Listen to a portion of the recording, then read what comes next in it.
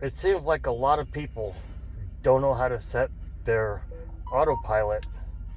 So what you do, get your aircraft carrier out, go to your map, and so you just scroll around until you find a button. This is for the Xbox. It's probably similar for the PlayStation, but you hold your X button and it'll put you on autopilot.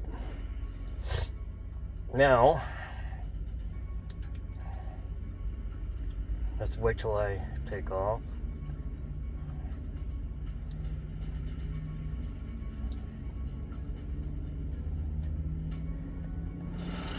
So now I'm taking off flying.